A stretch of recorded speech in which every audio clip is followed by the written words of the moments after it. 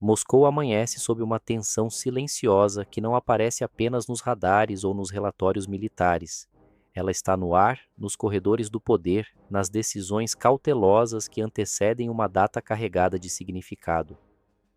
O dia 9 de maio, tradicionalmente associado à celebração da vitória soviética na Segunda Guerra Mundial, deixa de ser apenas memória histórica e passa a representar um possível ponto de inflexão dentro do atual cenário de guerra.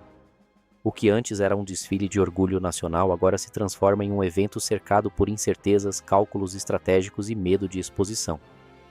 Nos últimos dias, uma sequência de incidentes envolvendo drones reacendeu preocupações profundas dentro da estrutura de defesa russa.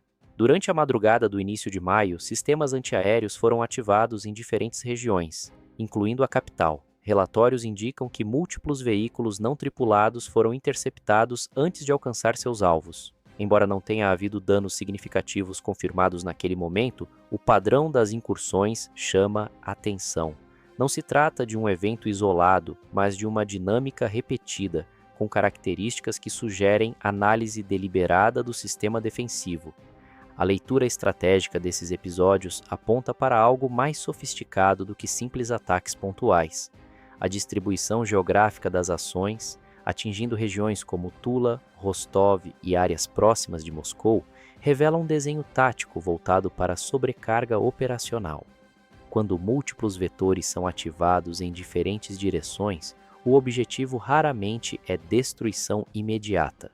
O foco passa a ser desgaste, coleta de dados e identificação de vulnerabilidades. É uma forma de testar tempos de resposta, cobertura de radar e eficiência de coordenação entre unidades. Especialistas militares russos interpretam esse comportamento como uma fase preparatória. Antes de qualquer tentativa de penetração mais profunda, é necessário compreender o funcionamento da defesa adversária. Cada interceptação fornece dados valiosos, cada reação revela padrões. Nesse contexto, os drones deixam de ser apenas armas e passam a funcionar como instrumentos de reconhecimento ativo. A proximidade do dia 9 de maio intensifica ainda mais essa preocupação. Essa data possui um peso simbólico que transcende o campo militar. Ela representa a identidade nacional, memória coletiva e narrativa política consolidada ao longo de décadas. Um evento dessa magnitude, acompanhado por líderes militares e cobertura global, se torna naturalmente um alvo de alto valor dentro de uma guerra que também se desenrola no campo da percepção. A possibilidade de um incidente, mesmo que pequeno, durante esse período, carrega implicações amplas. Não seria necessário causar destruição significativa para gerar impacto. Um atraso no cronograma, uma ativação de alerta aéreo ou até mesmo imagens de fumaça no horizonte seriam suficientes para criar uma narrativa de vulnerabilidade. Em um ambiente altamente conectado, segundos de vídeo podem ganhar proporções globais em poucos minutos. Diante desse cenário, autoridades russas optaram por ajustes visíveis na estrutura do evento. A redução do desfile, especialmente com a ausência de equipamentos pesados, indica uma adaptação direta à ameaça. Essa decisão não ocorre por acaso. Ela reflete uma mudança na percepção de risco. O que antes era considerado improvável, agora passa a ser tratado como uma possibilidade concreta. Essa transformação revela um aspecto importante da guerra contemporânea. O campo de batalha não está limitado às linhas de frente. Ele se estende para cidades, eventos simbólicos e espaços de representação política. A capacidade de influenciar percepção se torna tão relevante quanto a capacidade de destruir alvos físicos. Ao mesmo tempo, ações recentes contra a infraestrutura energética russa reforçam a ideia de ampliação do teatro de operações. Ataques a portos e instalações ligadas ao petróleo indicam uma estratégia voltada para a pressão econômica e logística. Quando essas operações ocorrem a grandes distâncias da linha de combate, o significado se altera. Não se trata apenas de dano material, mas de alcance estratégico. Cada ataque desse tipo levanta questionamentos sobre limites e respostas. Até que ponto uma das partes está disposta até expandir suas ações? E em que momento a outra decide que a contenção deixou de ser suficiente? Essas perguntas permanecem sem resposta clara, mas ganham urgência conforme os eventos se acumulam. Dentro desse contexto, Moscou se prepara para um momento delicado. a cidade se transforma em um espaço de vigilância intensificada. Sistemas de defesa permanecem ativos, protocolos são revisados e decisões são tomadas com base em cenários que até pouco tempo eram considerados extremos. O que está em jogo vai além da segurança física. Trata-se de preservar uma imagem de controle e estabilidade diante de um público interno e externo. A guerra moderna não permite falhas visíveis sem consequências amplificadas.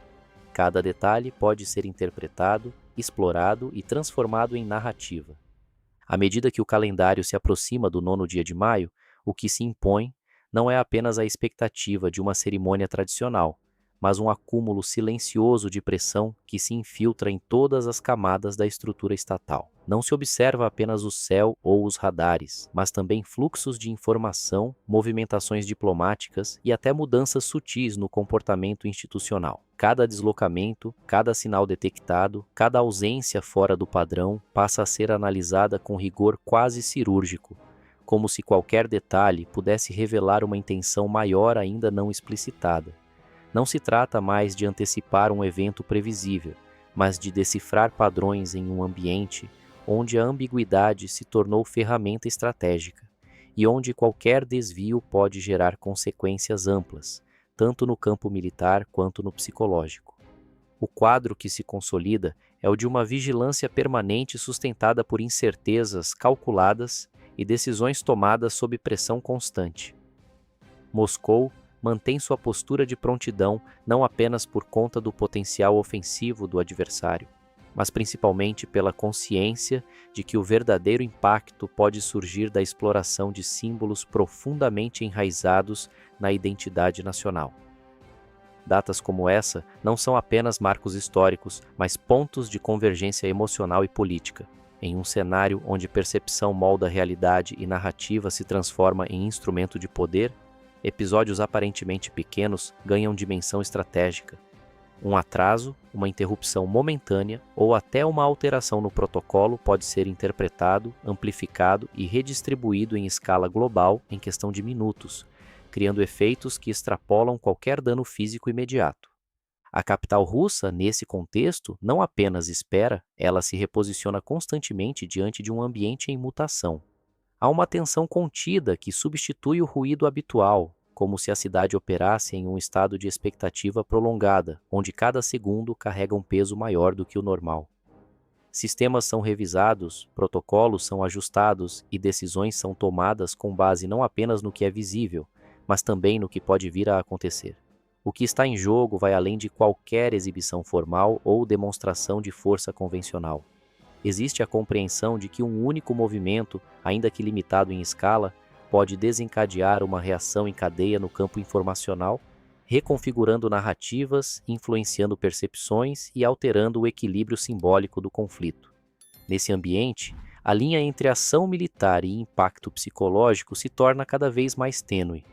A guerra deixa de ser medida apenas por territórios conquistados ou equipamentos destruídos e passa a ser avaliada também pela capacidade de influenciar a forma como os eventos são percebidos.